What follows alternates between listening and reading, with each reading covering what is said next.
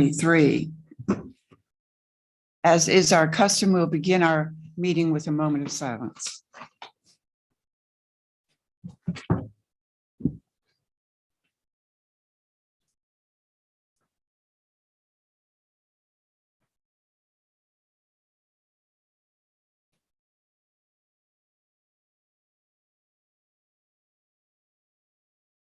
Thank you. Commissioner Farrell, would you lead us in the pledge? Would everyone rise for the pledge? Where's our flag? Where is our flag?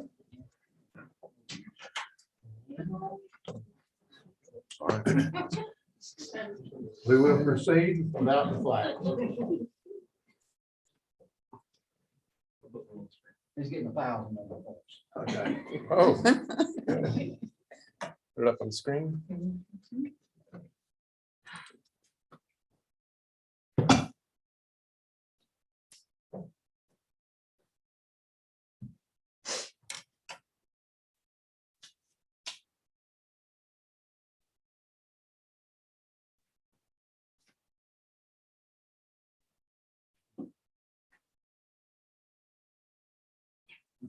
Thank you.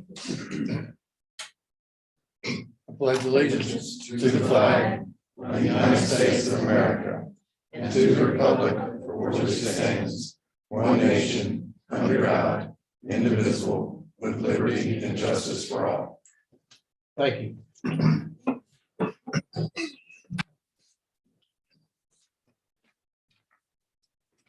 One of the things I wanted to add to our meeting tonight is an introduction, especially since we have several people in the audience who perhaps have not attended a meeting before, and some who have attended several. But if the board would introduce themselves, starting with Jay Farrell. Okay, thank you. Welcome, everyone. My name is Jay Farrell. I'm a lifelong resident here in Pittsboro. I just retired December the 31st from a downtown business in Pittsboro. Retired from a regular job at UNC Chapel Hill. I have 2 kids that are raised back here in Pittsboro with 4 grandchildren that are being raised here in Pittsboro. And thank you guys for coming out. I'm Kyle Shipp, and it's my last year of my first term as a commissioner. I was on the planning board before that. Around town, I work with the Boys and Girls Club and the VFW. I've got a 2.5-year-old son and wife. James Vose. Yes, I just finished my first year of my first term. Obviously, I live in town, have for about 3 years now. Kids, and here I am. And I'm Cindy Perry. I'm your mayor. And I have, this is my 3rd term as mayor. I have retired from the practice of law here in Pittsboro and raised my 3 children who are now in their 40s right here in Chatham County Public Schools. I can't talk that well tonight, so I'm going to only say my name is Pamela Baldwin. Been on the board since 2005. I have 1 daughter, 1 son-in-law, 2 grandchildren. So I'm gonna be able to say right now. Thank you. And I'm John Bonitz. I live in Chatham Forest. I have served on the board. I'm going into my 7th year, and my family goes back in Chatham County about 35 years. Was not lucky enough to go to school here, but spent summers and holidays here as a child, and I've really enjoyed the past about 15 years living in town. So thank you all for coming tonight. We also have staff members with us tonight. Larry Faison, our interim town manager. Next to him is Paul Misc, our town attorney. Over here, we have Carrie Bailey, the town clerk. Jennifer Eakes, the Human Resources Department supervisor. Chief is sitting back, just Chief Shorty Johnson, our police chief. Colby Sawyer, our communications and emergency preparedness person. And help me out. Kent Jackson, thank you. Our director of engineering. So we have before us the agenda. And I'll accept a motion to either approve the agenda as stated or modification to the agenda. Move to approve the agenda as set. Thank you. Commissioner Farrell, motion, Second. seconded by Commissioner Vose. Those in favor, please indicate by saying aye. Aye. Those opposed, motion carries unanimously. Under citizens matters, the manager updates are the first matter before us. Larry Faison. Thank you, Mayor and members of the Board of Commissioners. I'd like to offer just a few remarks as an update. The first is planning director vacancy. Following conversations with Hazen, the previous interim manager, the interim planning director and HR director regarding the interest to advance the recruitment for that position, I directed HR to advertise the vacancy of the planning director position. I anticipate including our department heads in the screening process. Also, depending upon the timing of candidate interviews for that position and the board's potential selection of a permanent manager, I would look forward to trying to collaborate with the person you selected as your manager in terms of making a final decision and how that actually plays out. Next, budget process. Heather, our finance director, and I will begin meeting with department heads to begin the review of department budgets, at the end of which we'll package proposed spending plan for your consideration. Tentatively, we expect a session for the board to look at the preliminary budget proposal in early April, possibly April 7th. And then lastly, skateboard park update. Katie, our Parks and Recreation Director, couldn't be with us this evening. She's at a Missouri Recreation Park Association Annual Conference as an invitational presenter. So I'll try to offer her remarks as a synopsis. Her remarks, there was a nonprofit founded around 2006 to raise money for a skateboard park. The manner of selecting McLennan Park as a possible location for the skateboard park was, however, was unclear. Chatham County Schools gave Pittsboro the site, and some speculation and discussion that Katie had picked up on this was that the town had received the park site to meet the parameters for a possible grant that required ownership interest in the land that would be improved through grant funds. However, the town did not receive that grant. Meanwhile, the nonprofit continued raising funds for the site, particularly McLennan Park. The skateboard parks nonprofit spokesman has suggested the town could or should assist with funding for the site and or needs to complete the project. However, a review of the minutes has not confirmed that the Pittsburgh Board of Commissioners made such a commitment. Other facts or insights include that the town has not executed the contract, memorandum of understanding, nor has a overt obligation stipulated in the deed stating a requirement to build a skate park.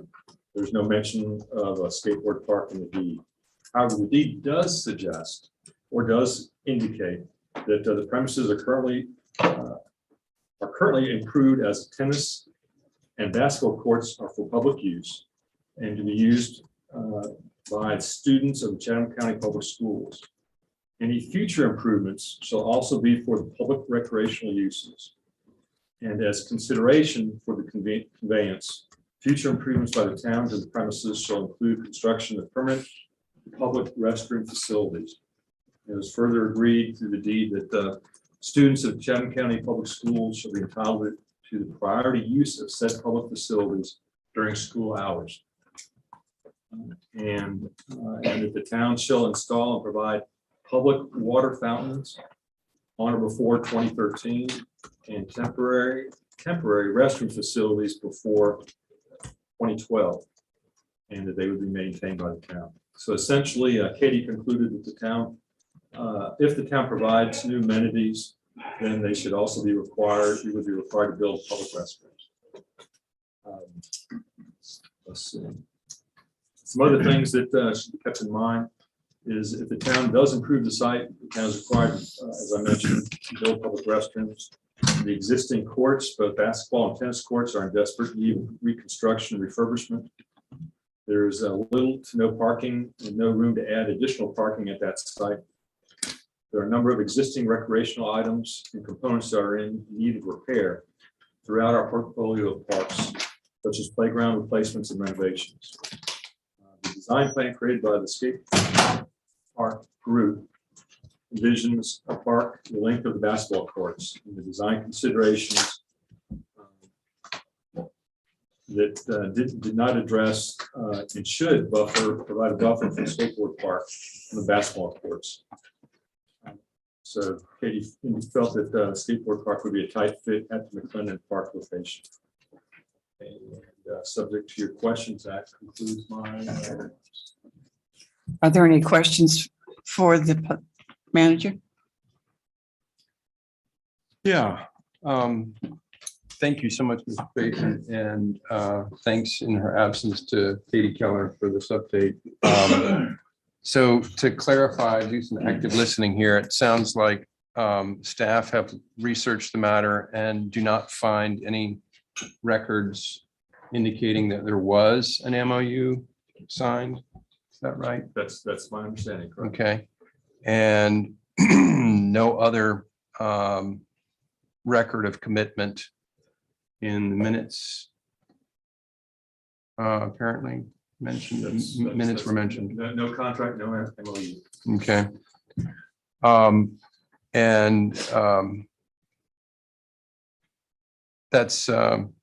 That's troubling because the school board minutes clearly indicate that the school board had expected our manager at that time to negotiate and execute an MOU.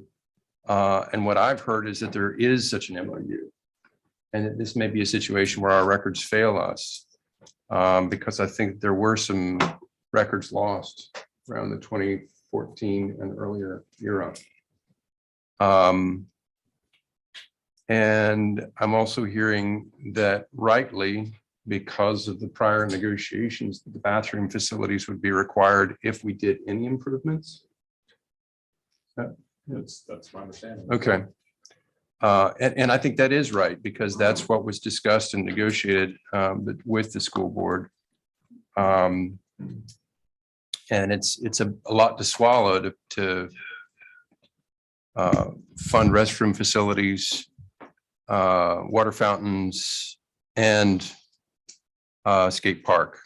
But I'm very much appreciative of staff's research and looking into it. So Regarding staff's research, do we have numbers attached to bathrooms and water fountains? Yes, sir. I don't have that. Certainly, yeah. Any other questions? So this is it only exists on our agenda as an update from our manager. I think it's still important that we discuss this. But it seems like we might need more information. And the presence of our Parks Director.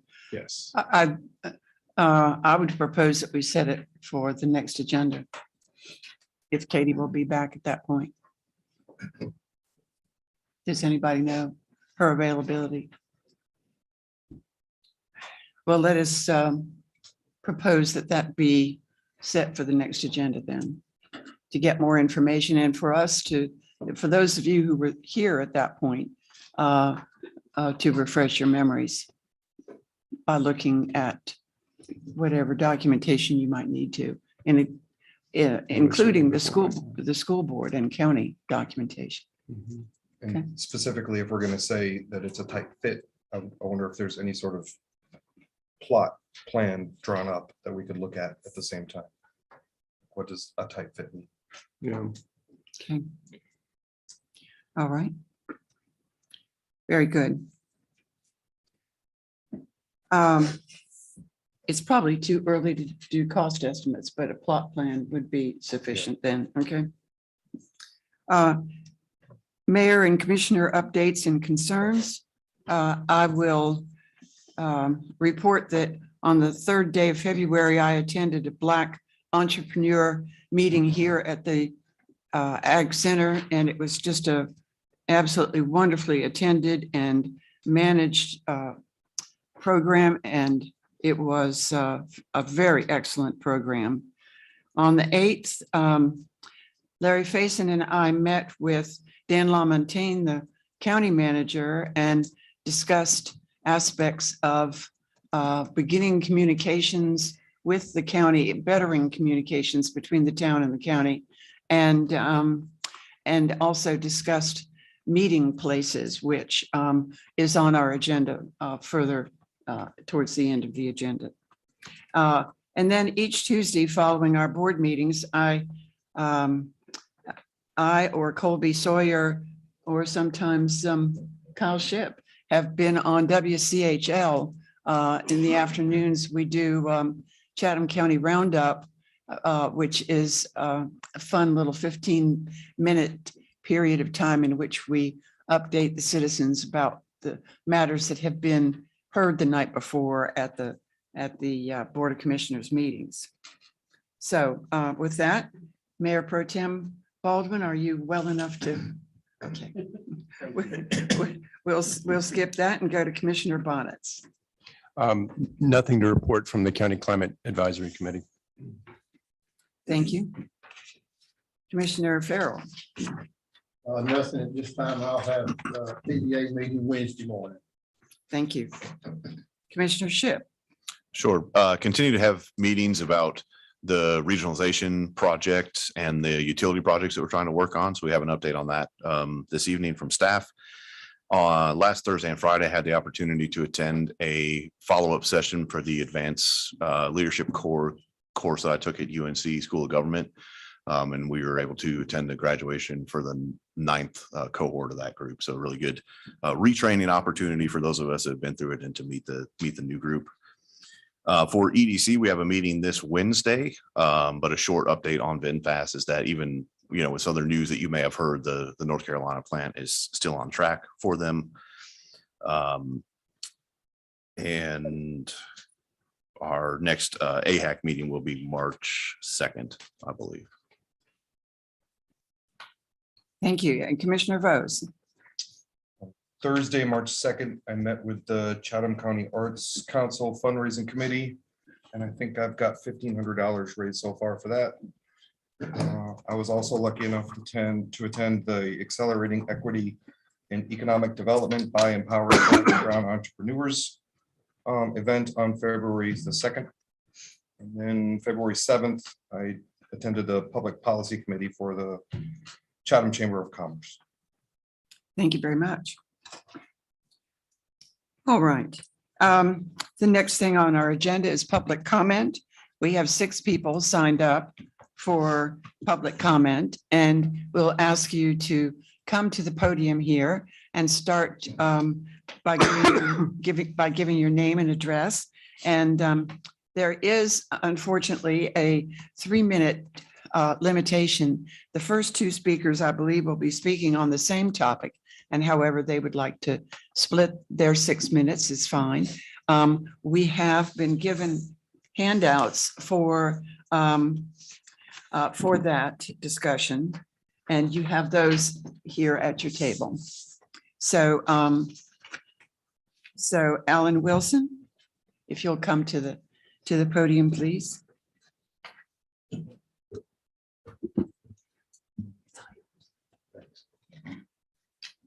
Hopefully I won't need this microphone, but I'll stand in proximity. So Mayor, Commissioners, thank you very much for hearing us this evening. Now, when you looked at that packet, I'm betting at least one of you thought to yourselves, now here's a guy that's spending his days sitting in a folding green lawn chair on the sidewalk of the vineyards, just taking pictures of trucks.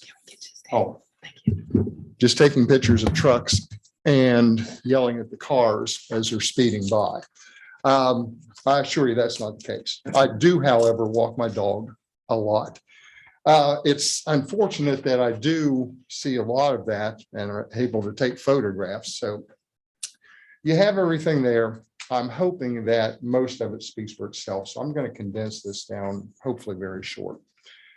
I'm going to use a fundamental of safety to explain this situation. And that is, if you want to reduce the risk of harm or fatality to people, then there's really only two ways that you have to do that. Number one, you reduce the risk of exposure to a hazard. Or number two, you reduce or eliminate the hazard. Well, on the first side of things, exposure to hazards is not going down in Chatham Park, particularly in Vine Parkway and the vineyards. It's going up. We've got more citizens coming in. We've got more visitors, which is a great thing. We've got more people discovering the greenway that's going through Chatham Park. So exposure is going up. So I don't know that we're going to be able to do anything with that side of the equation. So that leaves us with reducing or eliminating the hazard to people. And that hazard, or those hazards, really boil down to three categories. Number one, we have a lot of construction trucks coming down Vine Parkway. Number two, we have speeding down Vine Parkway. And number three, at certain points, there is limited visibility. So what I'm really asking is, and you have it there in your handouts, is please take a look at the recommendations we have. A lot of those recommendations were formed by the residents of the vineyards and in particular Vine Parkway. And whatever you can do to help us reduce the hazards there for the residents and the visitors, we would appreciate that. Thank you, Alan Wilson. The next speaker is Emilio Massa.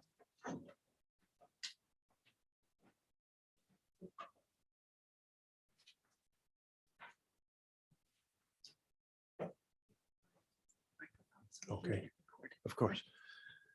Madam Mayor, Commissioners, thank you for the opportunity to speak tonight. And my topic is somewhat different from Alan's, although I support what he was saying. I live at 244 Mindy's Lane in the vineyards at Chatham Park. And contrary to what Alan says, I have seen him out there on that lawn chair. But I want to bring to the attention of the commissioners a safety issue regarding parking. As you know, Chapter 16 of the Code of Ordinances deals with traffic management, and Section 100 deals with parking. There are some restrictions, fire hydrants, of course, and things like that. And one is impeding the flow of traffic. The roads are not particularly wide in our area. I'm talking about Mindy's Lane, anything west of Vine Parkway. So Mindy's Lane mostly, but Millennium Drive, which is up at the north, and Whitehall Street. Residents are parking their cars in the street. There are some cutouts for parking. They're supposed to be for visitors, but it's not even that they're using that. They're in the street. So when a vehicle is parked in the street, it impedes the flow of traffic. Two cars can't get through. And sometimes they're parking directly across from each other, and it's almost blocking the street. It certainly would block, I believe, a large emergency vehicle from going through, or would make it difficult. So what I would like, in addition to that, it interrupts the sight line. There's a lot of children walking to school. There's an academy out there. They walk to the public bus to go to the public schools. And so it's a danger to the children as well. So what I'd like to see is some education to these residents about the requirements of how they're not supposed to impede the traffic flow like is happening there. There's one car we have out there that's been there for several weeks with the expired license tags since November of 22, and that's right on Mindy's Parkway up in the 200 block. So there are things like that going on. And if there were some kind of a notice or something that could be dropped on the car explaining that they're not supposed to be there, that's really what we're asking for at this point. And and so that's it about the traffic and the issue that I have. But I also want to just uplift these young children that are here tonight. And I don't know what's going on with the skateboarding park, but I support these young children. Thank you. Thank you, sir. Thank you. We do too.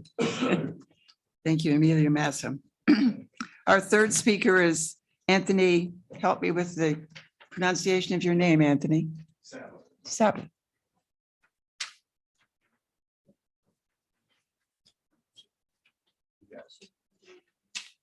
Okay, I will. Anthony Saba, 134 Dovetail Lane, Bear Creek, 27207. I am the president of the Pittsboro Skate Park. We formed our organization in 2011 in hopes of bringing a skate park to Pittsboro. And John's already answered some questions, but just to recap, we were looking for an update on the land transfer by the school board to the town of Pittsboro. And in that land transfer, the town agreed to construct a skate park. The town agreed to maintain the tennis and the basketball courts. The town agreed to let the school use the facilities without compensation for school use. And the town agreed to install restrooms and drinking water and water fountains. So in 2013, the Pittsboro Skate Park, with the help of Kathy Russell, formed a 501c3 called the Pittsboro Skate Park. We have raised $94,000. Subsequently, we have spent $9,000 on a survey and a design by a reputable skateboard company called Pillar Design and Artisan Skate Parks. Artisan has most recently finished a skate park where I grew up in Mooresville, North Carolina in January. Artisan also built the Fayetteville Skate Park. Around the area, you can drive to the Chapel Hill Skate Park, you can drive to the Raleigh Skate Park, you can drive to the Durham Skate Park, and you can drive easiest to the Apex Skate Park. These skate parks have been around since 2000 to 2016 or 17 when Fayetteville was finished, and they're all used. A recent study by the USC's Annenberg School of Communication has shown that skateboarding improves mental health, facilitates a sense of community amongst the skateboarders, encourages resilience, and that skateboarding is not defined by gender and race, and that it is more inclusive to both race and gender compared to traditional sports. I'm 49 years old. I've been skateboarding since I was 13. My kids skateboard. I'll use the Apex and I'll use the Chapel Hill parks because they're convenient on my drive home from work. Got skateboard ramps all over my yard. They are often the most utilized parts of a park system. So Apex is the closest. It's been around since 2015 or 16. They have lights. Drive out there at any time and you'll see that it's being utilized. So with that being said, if this park is moved forward and we have $85,000 roughly sit in a 501c3, I will personally donate another $25,000 to build the skate park. So you've already asked, we have designs, we have a survey. I've already spoke to Pillar Design, and yes, there's been about a 10% increase on material and labor cost. But the site survey was done with Julie Cummings, the land depths, the dig depth. So, all that's been done. It just got, everything gets lost and people lose effort. Okay, thank you.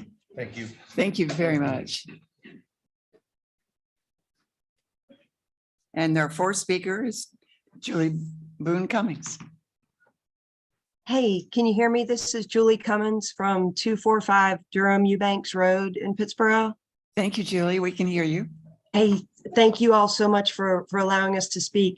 As Tony said, this was something that's been in the works since before 2011. I think I met Tony in 2011 and started to help him, and it ended up being so many members of this community that just put so much time and effort into it. And we did a lot of really neat volunteer programs with the city of Pittsboro, with the town of Pittsboro park system under Paul Horn. And I just want to basically say the same thing. Skate parks have been shown across this country to be such wonderful places where community is built with a really diverse group of people, any age range, any socioeconomic standard, any gender, any ability range. I can say when my kids were young, we would go on trips and seek out skate parks, whatever state we were in. And it was amazing to me the amount of just, a total stranger, any age range would come over to my son and say, hey, let me teach you this trick. Let's do this. And just so much sense of community, and everyone was included. I'd also like to say that skate parks are, like he said, it helps mental health, it helps physical health. in some areas where skate parks are built near schools, near particularly elementary schools, they do incorporate it into the physical fitness program. And there's one in Colorado that has several articles have been written about where it improves foot-eye coordination and balance. And there are all these studies showing how much it improves classroom performance because it's working with both hemispheres of the brain. And it's also non-competitive. Skateboarding, you're only trying to better yourself. So you keep practicing this trick over and over and over again. And it creates a lot of self-discipline in these young skaters. And it also just, a major sense of self-achievement. And, it's just, I can't say enough good things about it from what we saw within our family when we were around it. I do have a copy of the plans that were done. This was absolutely something that everyone assumed was going to come together and happen for Pittsboro. There were multiple articles written in the paper mentioning the McClenahan site. We were able to put up that sign that's still there. We would not have spent $9,000 on these plans at that site and these bore studies if we weren't 100% sure this was a site that was dedicated to the skate park. So I'm sorry to hear things were lost, but I totally understand that. That's what happens. I mean, I completely get that, but I hope it is something that's able to be found, and that I think that'd be a great location for this park. Thank you very much. Thank you, Julie. Thank you. All right. Our fifth speaker this evening is Kathy Russell.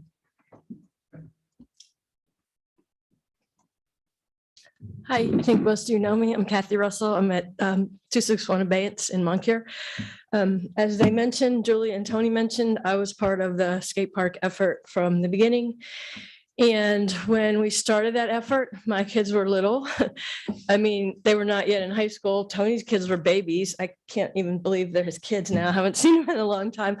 My son has grown. He's actually a snowboard instructor in Aspen, Colorado now. So he has continued the love of that type of sport. I have a half pipe in what we call the skate barn at my house. And I can tell you that a lot of youth from Pittsboro hang out there for a lot of years, not anymore because my kids are grown. But I think it's meaningful that myself and Julie, our kids are grown and aren't even around to use the skate park now, but we still believe very strongly in it. We're still very committed to helping the efforts. I think a lot of the original group of us are still very committed to helping and help continue to raise funds and support it. A few years ago, there was a renewed effort when Paul Horn was here, and he arranged a sort of field trip for us. We went to the Apex skate park. So in addition to all the statistics that Tony and Julie mentioned, one of the people we met with out there was an Apex police who just told us all manner of good things about what that skate park had achieved for the community. It kind of became a hangout for cops and kids and really built strong relations.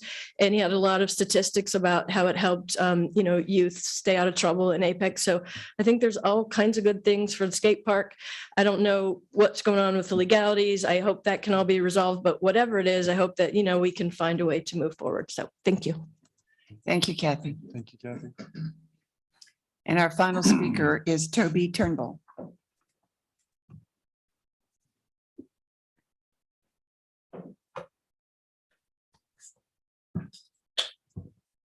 My name is Toby Turnbull. I live at 2025 US 64 Business East. And what I have to say is pretty redundant. I recently retired from Pittsboro Elementary School as a PE teacher. And I wanted to speak to the interest of the skate park. And through the years that I was there and when we've been developing the plans for the skate park, the kids were extremely enthusiastic and the parents very passionate. And in the time since then, I still periodically have new people moving into the area who are asking questions about the skate park and when it's coming in and when it's going to happen and how can I help. So the interest is still there, definitely. I've seen it day by day in the Chatham County schools. The other part of it, in schools, and I think around the world today, we are really focusing on inclusivity and tolerance. And I grew up surfing in California, where when you went out into the water, it was a crowded situation. And when you tried to paddle into a wave, you had people yelling at you, whistling at you, fights would erupt. and it was a kind of a hostile environment. I didn't pick up skating until I was a little bit older. And the first time I went to the Durham skate park, it blew my mind because it's everything that they said. If you want to go see the microcosm of inclusivity and tolerance, go to a skate park. Age ranges, gender. You can see a 8-year-old kid and a skater like an experienced skater like Tony waiting his turn to make a run. And he gets his turn. He drops his board down to go, and a little kid on a razor scooter drives by and completely disrupts him. And my first instinct was, oh, this is going to be bad. And the guy came up and said, hey, no problem, kid. And he backed up, and it's just that kind of environment where everybody's nurturing and helping, and it's like organized chaos. It's an amazing thing to watch. So you should go out and check one out if you haven't been to one before, because it's a really neat place. And that's all I'd like to say. Thank you. Thank you so Thank you, much, sir. Tony. And I've got to say that it's wonderful to have people here this evening to speak. Something that happened to all of us in COVID, and one of the things that happened is that we just didn't have people coming to make public comment and to bring fresh and new and energizing ideas to us. And I'm really appreciative of this group coming tonight. Thank you very much. Mayor, I would like to make a comment on this. I was on the board.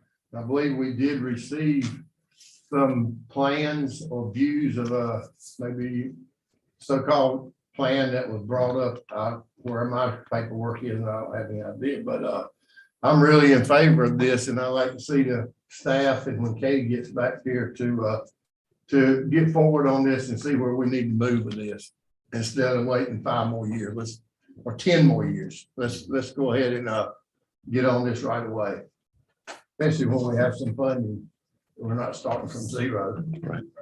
Thank you, Commissioner Farrell. Thank you. All right. The next matter on our agenda is the consent agenda. The consent agenda is tonight 13 items to be approved by, thank you, Terry. 13 items to be approved in a routine, sort of non-controversial sort of way. It's acted on by one motion and the vote of the board. Are there any items that need to be removed from the consent agenda and individually discussed out of this 1 through 13? If not, I'll entertain a motion to approve the consent agenda in its entirety. So moved. Moved by Commissioner Shipp, seconded by Commissioner Vose. Those in favor, please indicate by saying aye. Aye. Those opposed, motion carries unanimously. And one of the things that we have approved is the amendment that Mr. Massa referred to in his public comment. It's the amendment of the Code Ordinance, Chapter 16, dealing with motor vehicles and traffic. So thank you. That will go on the books, and we'll be continuing to fine tune that article, I'm sure, through the course of the expansion of the town and the different things brought to us by different new subdivisions like Chatham Park. Thank you. We have no public hearings tonight, nor old business. Our first item of new business is the Sanford Force Main contract, with apologies to Kent Jackson, who I've known for several years. But you know, when you're in the press of time and naming everybody going down the table, Kent, we're out of spots tonight, right? Yeah, it's all good. So good evening, Mayor, members of the board. So as you recall, in November, we received an open bids for our wastewater transmission system, or otherwise known as the Sanford Force Main project. That's comprised of 2 contracts, a contract for the actual line work and a contract for the plant work that would be required to complete that system.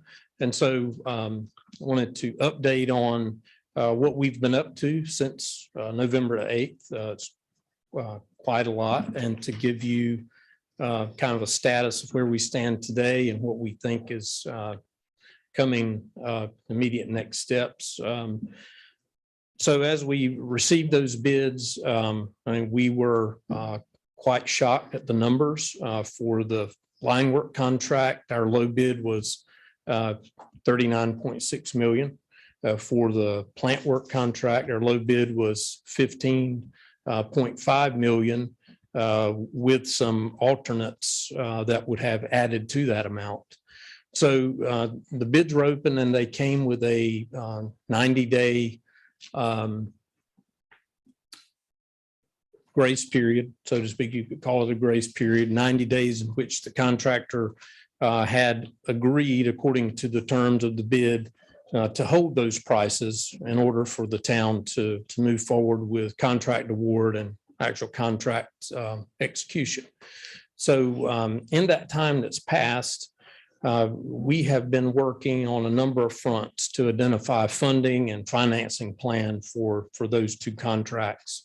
And one of the early strategies that we identified was the potential to perhaps move forward with those contracts independently, but sequentially, looking at the line work contract as maybe a logical first contract because of the length of time for that one being longer than the time anticipated for the plant work contract. We tested that strategy with the Division of Water Infrastructure, who actually had extended the loan offers, state revolving fund loan offers, and we tested that strategy with the Local Government Commission. And in both cases, we received positive response from both those agencies that was an acceptable strategy. So we were pleased with having that option. However, identifying the funding still is a challenge. So as we sit today, last week on Wednesday, February 8th, was that 90-day grace period, end of that 90-day grace period for the two contracts. For the line work contract, we were able to secure a written extension from that low bidder that currently carries that bid through March the 10th of this year. For the contract for the plant work, we were not able to secure a similar written extension for that from that low bidder. And so those bids have effectively expired back on February 8th. And so, you know, that's kind of the update on kind of what some of the activities that have transpired. So for the force main line work contract that has not expired, the total for that, as I mentioned, is a 39.6 contract price from the contractor with additional cost for contingencies, engineering and permitting cost, and the actual loan closing cost with the Division of Water Infrastructure. So that brings that total project cost to just under 44 million, including the funding award we received notice of last Thursday. If that is approved by the State Water Infrastructure Authority, which we strongly anticipate it will be on February 21st, that will bring our total funding to 37 million. You know, for that, against that total project cost of 44 million. So with regards to the gap, as I mentioned, we've worked on a number of fronts since November, including a face-to-face meeting with the Division of Water Infrastructure to discuss, you know, another loan increase or additional loan programs that we might be eligible for. We have had a couple of meetings with the Local Government Commission to try and understand, you know, their position and concerns related to the project costs and our funding strategy. We have had meetings with our local state elected delegation to discuss, our situation. We've had great reception and response, from those meetings. The timing for those is uncertain. However, we've had very positive response on those meetings. We have had meetings with the city of Sanford to discuss, this condition situation with the bid. And we've had a number of meetings with Chatham Park investors to discuss the bids and a potential strategy going forward.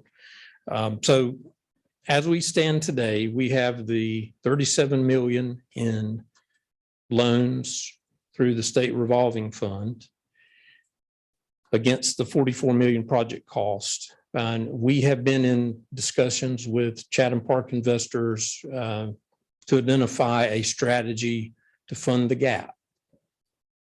We've made some progress. We have not closed the gap completely yet. And so tonight, more than anything, we wanted to kind of give you that update, confirm that the direction that staff is pursuing is aligns with your wishes.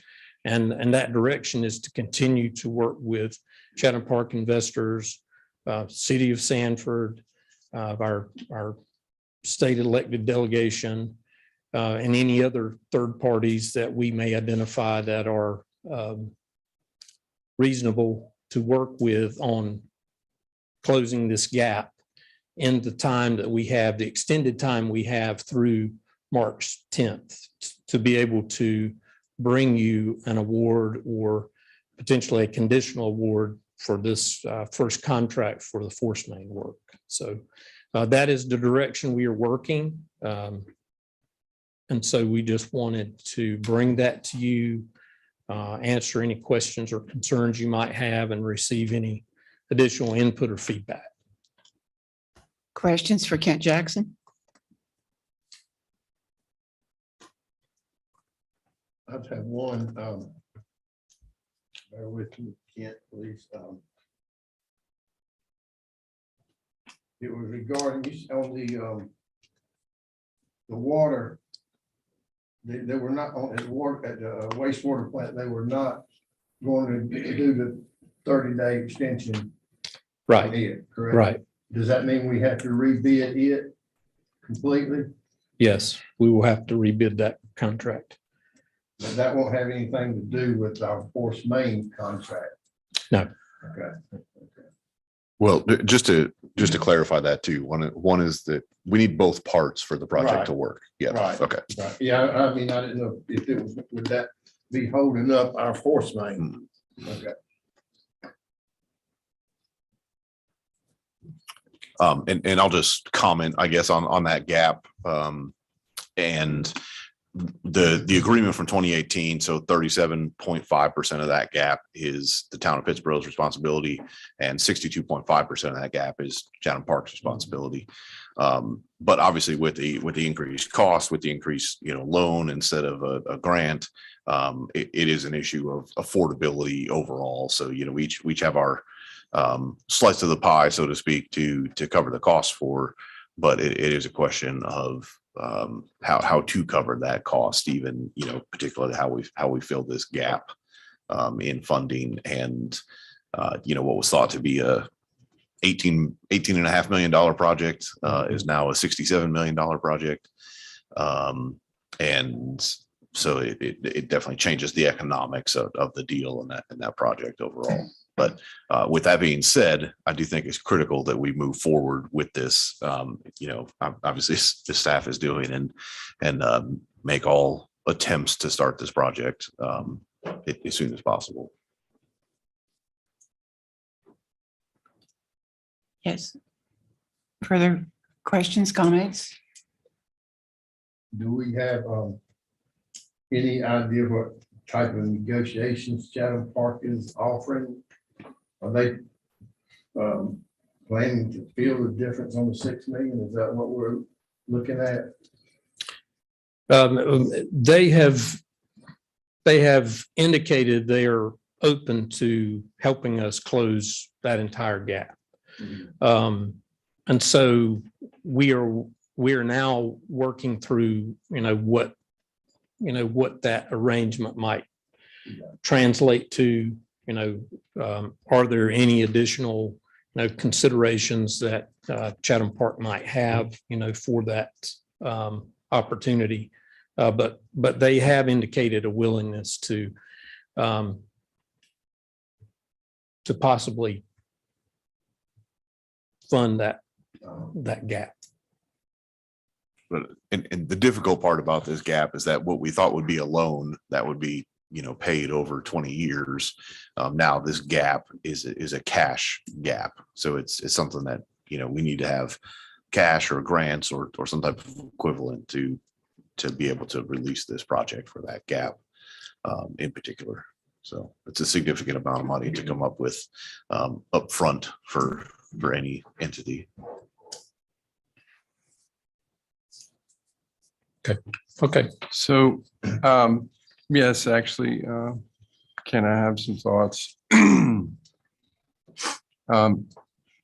Commissioner Shipp and I had a conversation about a week ago and about this predicament that we're in, and we're beyond scraping the bottom of the barrel, as I understand it.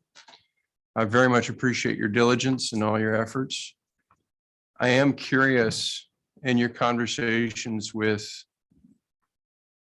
DWR, was it? And the local government commission? Right.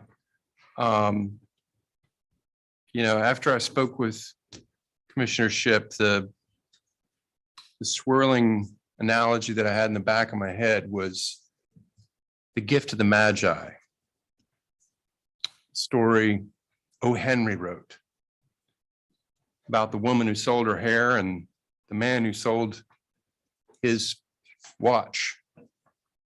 And this is nowhere near as romantic as that, but we're in a situation of desperation. And if we're thinking of selling off more assets or trading them, I really hope that DWR are aware of that, and the local government commission as well. And I'm wondering if maybe we should go back to them if they weren't aware of the many convoluted ramification negotiations that we're currently considering. All right. Good points. So two things. First, on that front, since our latest award recommendation has been recommended as a loan, SRF loan with a incremental principal forgiveness amount. So because it's being treated as a loan, we will have to make an application to the local government commission for approval of that loan and our ability to repay it. And as part of that, they have requested two things. One is a written agreement for any type of third-party funding or financing, along with a updated financial plan of the town's internal finances. So we are working on both those fronts to have that documentation available to submit to the local government commission and subsequently to the Division of Water Infrastructure, who is the grantor.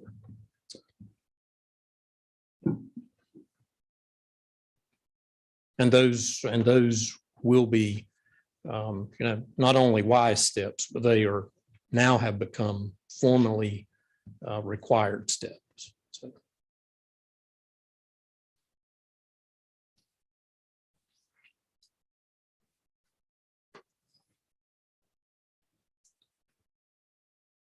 Further questions, comments?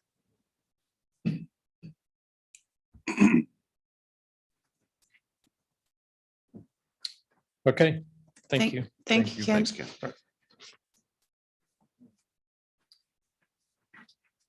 The next item on our agenda is the engagement of legal services with Pointer Spruill for negotiation of an interlocal agreement.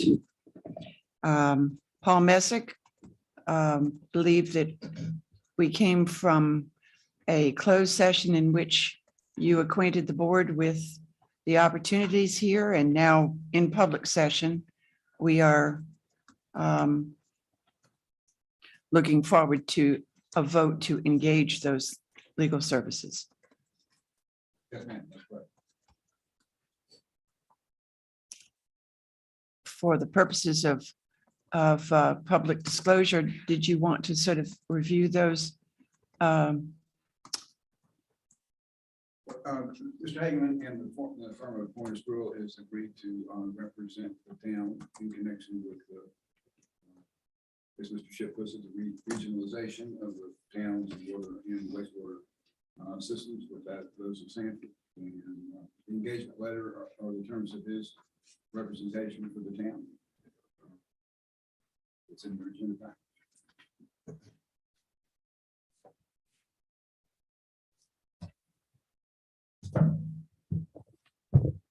We've had 2 meetings already, so it'd be nice if you all could ratify this. Oh, okay. Well, the board recalls that there was discussion in closed session, and so is this still the intent of, is this the stated intent of the board in open session? Yes, I'll make a motion to approve. Motion by Kyle Shipp, Second. seconded by John Bonitz. Those in favor, please indicate by saying aye. Aye. Those opposed? The motion carries unanimously. Heather Meacham, this reminds me, by the way, that we had not introduced staff on Zoom, but Janie Phelps, our interim planning director, Teresa Thompson, our downtown planner, and Heather Meacham, our director of finance, are on with us by Zoom. And Heather, I believe we're looking to you for a budget amendment for the matter that we just voted on, which was the legal counsel for the interlocal agreement. Yes, Mayor and Board, I prepared a budget amendment with an initial amount of $10,000 because I'm unsure of how much time, we will need how much time will go into the negotiation. We may have to come back and do an additional budget amendment, but this is just an initial budget amendment for $10,000 for these legal services. I'll move to approve the amount and amend the budget ordinance. Motion by John Bonitz, Second. seconded by Jay Farrell. Those in favor, please indicate by saying aye. Aye. Aye. Those opposed? Motion carries unanimously. Thank you, Heather. Next, under miscellaneous, we have a report to the board. Hugh Harrington is with us tonight to speak about the Pittsboro ABC quarterly update.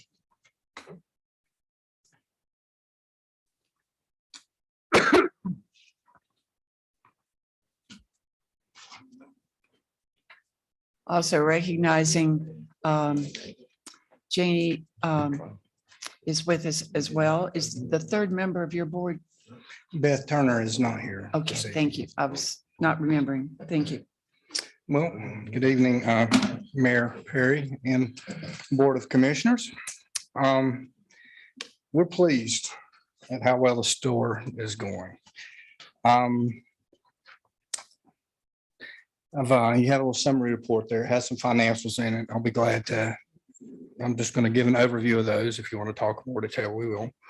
But one of the key things, when I was here last time, one of the things that I said, I was very non-specific because of kind of some of the timing and sensitivity of what we had going on at the time. But I'd said one of the main things we could do for the store and future store, strengthen management. Well, I'm very pleased to say we've done so, and I think to great effect. And I'll talk a little bit about that more in a minute. We have a new general manager, Scott Cox. This is Scott Cox back here. He is our new general manager. He's doing a great job, and I'll brag on him a little bit here, and I'll let him come up in a bit and brag on himself if he wants to. So the financial performance is looking really good. Just overall operationally, we're just, I think Scott's leadership's really been transformative. Many facility improvements. Scott has just been an absolute self-starter. A lot of things needed being, he didn't have to tell him what to do. He did it. And I'll go into a few more details on that. And we're actually starting to talking about what it would take to get another store. Okay. And we're really, I'll talk a little bit more about that in a minute, but financials, December was great. I haven't seen the final, or I've heard January is great. We're just trending up. Our revenue's looking really good. And overall, the state's doing much better, but we are doing much better. Our increases are much better than areas, around us. So I think, a lot of it, I think, is really the store performance. And, as a reminder, we did have a lot of construction going on for a while. It seemed like it went on forever.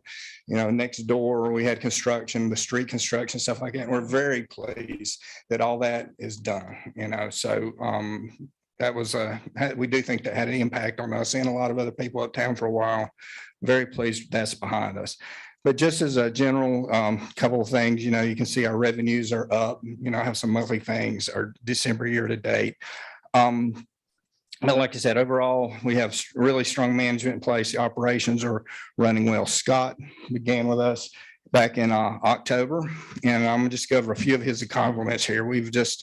And some of this, I guess, may not mean as much to you guys from the outside as it means to us from the inside. But one of the things just so much better is, the way our shipments are received, much more efficient, much more accurate. Scott has done a great job of getting rid of a lot of our slow moving stock. He's freed up. He'll probably throw a number up here when I let him talk, but he's freed up thousands of dollars worth of slow moving inventory. Keeping the right stuff on the shelves. The stuff that sells may not be the most expensive, may not be the fancy, the most expensive stuff, but the stuff that sells, Scott's doing a great job of keeping that on the shelf. He's completely reworked the back inventory storage space. And I think I mentioned last time, I think that was a great asset. It was really unused, cluttered with years worth of just stuff, old displays. Scott has turned that into a great area that space could support inventory for another store. You can see that now. I wish you could have seen before and after. It's really pretty amazing. Scott, he came to us from Orange County. He was a store manager up there for over 9 years. And he put in place a lot of policies and procedures at his store that became Orange County system policies and procedures. And so we thought that's good. That's what we need. And he's put in a bunch of new policies and procedures, to clarify operations and employee expectations. Hope you've noticed. And if you hadn't, please do. It just looks better. There was Scott really did a great job of getting people in, cleaning up the front. And part of that was, while it was the time to do it after construction was done. That was definitely the time to do it. He's taken the initiative to revise our employee manual. There were a lot of things that were outdated or just needed to be revisited. So he's done a lot of good stuff there. Now, one thing we did too, by the way, is we want to make the store a place where people want to work. Scott's helping with that. But one of the other important things is we never had a retirement plan at the ABC store. And one thing we've done just recently is put in place the North Carolina 457 state retirement plan for employees. So that was, we think, a good plus for employees. Just looking forward a little bit, and before I let Scott come up, one of the things, we got it looking better on the outside now, but we're thinking now it's time to really make it fit. We have a lot of new stuff next door. Good color schemes. We're thinking about when we need to paint the front of the store, we're thinking about having it painted to kind of so you get that good visual looking down the street. So Scott's already looking at some bids on that. This is another thing, just operationally that's kind of important is we're, we have a storage room, we have a loading dock, but we have a door that you can't get a pallet truck through. So it's just a little thing there that Scott's worked on is let's, make a double door there. So that'll just help people get stuff in and out off the truck quickly. And when we're stocking from there to another store, which we will be at some point, that will help us in the future. We do expect a new store. We're starting to talk about that now. And because I think, operations are going really well. We have good management in place. So now we're starting to really talk about what would make sense for a new store. As a matter of fact, Scott, and he may want to talk about that. He's already been in touch with Chatham Park to say, okay, what are y'all leasing out there? And it will be a long process. There will be a lot of approvals, not just only by you guys, but the state. They have to approve locations for new stores and all sorts of things. But we feel like now that with operations going as well as they are, and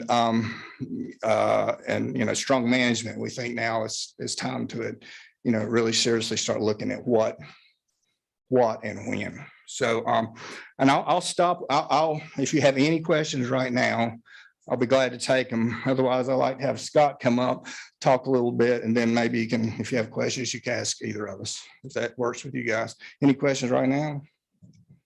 Okay. Well, I'm gonna have Scott come up and introduce himself. Thank you, Mr. Harrington. Madam Mayor, Board. Hey, guys, thank you. Just a little about me. Like she said, my name is Scott Cox. Originally from Long Island. I came down to Chapel Hill in '86 to play lacrosse at the University of North Carolina. Been here ever since then. 20 years in the beer business. I think we may know each other. Yeah, I do now. Yes, you do. 20 years in the beer business. Then, hello. Then, Stories later. yeah, that's outside. Then I owned the Carolina Coffee Shop on Franklin Street for 5 years. And then once I left there, just to get some normalcy back to my life, if you've ever owned a restaurant, there's no normal life. Went to work for Orange County ABC. Started off as an assistant manager, or started off as a vacation relief, full-time assistant manager, stayed there a little over 9.5 years. I was really stuck. There's no more upward mobility for me. So the opportunity came to come over to Pittsboro ABC. Hugh and the board were happy to bring me on. It's been a great experience ever since then. Hugh pretty much touched on most of our points, but I can definitely throw some numbers. I know he spoke about the slow moving items that we had. We had a ton. I went out in my truck and I went to meet other general managers and try and open up lines of communication with everybody. Since we're all in the same business together, we all just need to help each other out. Since December, I've sold $23,263.88 worth of product to other boards and other counties to put that money back into our bank account. Like Hugh said, we're also looking at getting a garage door put on the side of our building to make shipments easier from LB&B, which is our state warehouse. We are also looking to repaint the building. I don't know if you guys shop at my store. I hope you do. There have been a ton of improvements inside. The store is so much cleaner than it was when I first got there. The meat and potatoes are on the shelf, as Jenny will attest to. 20% of our product is 80% of our sales. And I'm going to be honest, we were missing the 20% when I got there. I have now taken over all the ordering. I do all the hiring. I do all the training. We're just trying to make it a better, bigger, better Pittsboro ABC store for everybody, and try and make it a lean, mean store. And once we get there, and we're getting pretty close, then we can start pursuing other locations where we can just take the same mold and model that we have now and just implement the same thing to a new place. Our numbers were great for December. Our numbers for January, which aren't officially out, except for some stuff, the town of Pittsboro is up 7.5% as far as the ABC. Some of our surrounding, Siler City was down 4.8. Sanford was up 5.7. Orange was only up 4.6. Chatham was down 3.8. So our numbers are good. We're trending up. We're keeping our stock down. which makes it a whole lot easier. And like you said, we had a whole nother room that was just sitting back there. My first 2 weeks, I came to work every day in a pair of shorts and a t-shirt.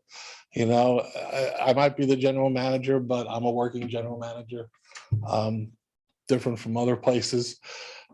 I took 2 weeks and cleaned out a back room. Every day I went home with a truckload of garbage. I live in Chapel Hill. My wife is here for moral support for this first meeting for me. But every day I went home with garbage, I unloaded it. Every day I came back and reloaded my truck again and took it back home. And we took a space that was supposedly a workout room for the sheriff's department and the police department back in the day. I'm not sure if that's true or not. But we took a space that is now a working back room. And you guys are all more than welcome to come at any point in time to walk through my store. I'll be more than happy to take you from the front to the back room, to how we do things, how our operations run, just A to Z. You know, I'm an open book. I got nothing to hide from anybody. And that's the way I'm gonna continue running this store. So if you guys have any questions for me, I'm more than happy to try and answer them. Questions for Scott Cox? Thank you, Mr. Cox. Thank you. Thanks for coming. Great update. Yeah. Thank you. Yes, thank- Bring up question for business.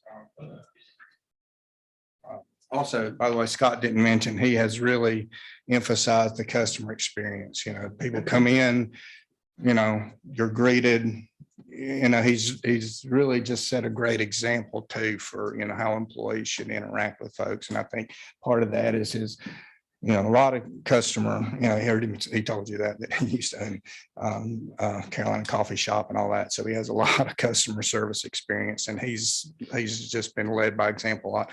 Would like to point out that Beth Turner, who is not here tonight, and I want to bring this to your attention, she has served us well, and we have appreciated it. She served the town well, she served us well, but she is looking to find a replacement. So I wanted to bring that to your attention that, you know, today. And and that was really the main point of business that you guys need to know. It needs to be advertised, things like that. Any questions about the finances? I've provided a few finances. Any outstanding questions from you guys this evening that? Questions for Scott? Okay. What is the town distribution? Was that outlook look like going forward? Going up. That's all I can, you know, revenue's going up, profits going up. So it's going up. I don't have my other sheet, but it's on your sheet what the distribution's up. It's up a little bit from, you can see this percentage wise, it's increased over prior year. And so that's what I would expect. You know, I walked off without my other sheet. I'm here to help you. Thanks a lot. Yes, you have. Oh, I'm sorry. There it is. It was on this. I was looking for the revenue sheet, but yeah, the distribution of town, you can see it's up for December, 4%. Overall for the year, we're up 9%. That's the distribution town of Pittsboro. So, you know, the years, you know, it looks like this year will be more than last year, and that's the way we want it to be and want it to continue. Thank you very much. Thank you. That's great. Thank you here. Keep up the great work. Our final matter on the agenda is one that I asked that we consider tonight briefly. The Board of Commissioner meetings have been here ever since COVID, ever since it was not possible to have meetings at Town Hall anymore. And now, of course, Town Hall has been made over into offices, so there is no longer a boardroom there. And this past week, as I indicated in concerns, Larry Faison and I met with the county manager. And one of the things that we had noted was the high cost of renting the building space here and having the able assistance of Laura Lee as far as the AV equipment. And we are very grateful for the wonderful facilities here, but it is costing us close to $2,000 a month to meet here. And so when we started talking with Dan LaMontagne, initially, the idea was that we would try to negotiate with him what we're paying is the public fee, not a discounted fee. We're paying the public fee. It's not there is a provision for nonprofits to rent space here, which is about half of the public rate. But as we got to talking, I indicated that I knew that the school board was no longer meeting at the historic courthouse. The school board is now meeting at the Renaissance Drive facility to which they have recently moved, and they will continue to do that. So the second and fourth Mondays of every month are now free for us to have our meetings there if we wish to. And there is a caveat to that, but meeting at the historic courthouse is free of charge. It is not a facilities charge. There may be a cost to installing the appropriate amount of audiovisual, but the board may be thinking in terms of beginning to do what we did tonight, which is to have more people in personal attendance. It was just wonderful to see all those seats filled. And I think it creates something very special for us as your governing board, and it also creates keener and more interested citizenry. So I am very enthusiastic about the idea of meeting at the historic courthouse. I think that's where we need to be as the board of Pittsboro. However, there are some little glitches to that, in that Dan LaMontagne has instructed the county to no longer permit those people who want to speak to do so over Zoom. So if you want to speak at a county meeting, you have to be there in person. And he highly recommends that to other elected officials like ourselves, who the smoothness of the meeting, he feels, is just way and above better than the occasional problems with that. So Carrie Bailey and I went over to the historic courthouse the following day and had the tour, and Carrie's going to be working with the county clerk, Lindsay Ray, who understands the limitations on the current AV system at the historic courthouse. So there may be some things that we need to do. We also, from a policy standpoint, need to decide whether we want to institute a policy of, if you want to speak, you need to attend the meeting.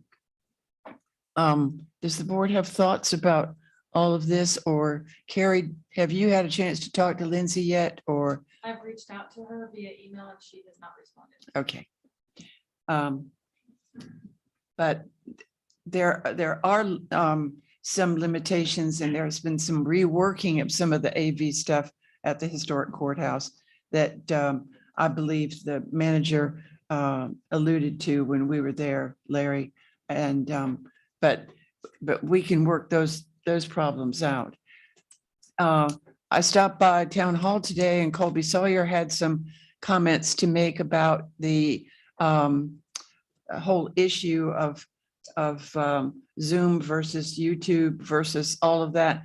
And I think as communications guru, he would like to have input on the audiovisual aspects and the communications aspects of our meetings as well. So what's the board thinking about this? Technology aside, I don't want to make it harder for people to interact. That's my soup to nuts. Yeah, I think, I think it'd be fantastic to return to meetings in the historic courthouse. And I'm so pleased that Mayor, you and staff have been looking into this. It sounds like a tremendous solution in a lot of ways, more financially prudent. It's certainly a grander facility. It's more spacious. I think it'll accommodate more people. However, I'm very fond of the way that we are able to accommodate people who perhaps they are sick and need to stay home, but still want to make comment. Or they may have different abilities, and the Zoom feature is a great accommodation for them. I think that we can continue to request that people come in person. But I would like us to continue to accommodate people if that is their preference or need. So that's my opinion. Thoughts? Sure. I agree with that. Like, I think that it worked really well for Julie to speak over tonight. I mean, I think that the staff here does a really excellent job with handling all of this for us, and it operates really well. I've watched in the past. I went back this week and watched, some of the county meetings, the recordings of that. I understand there's limitations there. They don't show the presentation on the video that's recorded. The audio was not in sync with the video that was recorded. And so I think to me, it's critical that we maintain the level of, production, so to speak, that we have now. Quality. I think it'd be great to, be at the courthouse, and obviously there's a big cost difference there. But I think it's certainly, even if we need to do it, I think it's worth the investment in proper AV equipment, which would hopefully be some priority for our meetings for that, if we invest in that. But I think it's critical to maintain what we have, not only for the night of the meeting, but also, the ability to go back. People that can't watch it now can go watch it easily, the next morning. And I think stay better involved. Some of the people that we know are, say, the most prolific attendees prior to the pandemic have not returned, but are still engaged because of the quality of our production, I guess to call it that. So, and broadcast. One of the things we looked at, Colby, help me remember the numbers. He went back and looked at our most recent meeting, and the number of people was less than 10, as I recall, that viewed it simultaneously. But it was close to 60 that viewed it post meeting, which absolutely astounded me, because I wouldn't have thought that the meetings had that much pull. So that again speaks to how important it is that we have accommodations to the public. So, well, good. And Colby, I think you said that there might be some expenditures that might need to be made to be able to make this transition. But that depending upon how Carrie's conversations continue with the county clerk, then maybe we can have an update at the next meeting and have an idea of what might be needed at that point.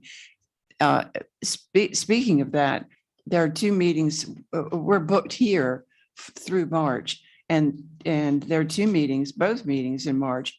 We'll be with Larry Faison being remote. So I think that is correct. Is that correct, Larry? Yes, ma'am. And so it'll be very important to have him engaged in those conversations as well. So.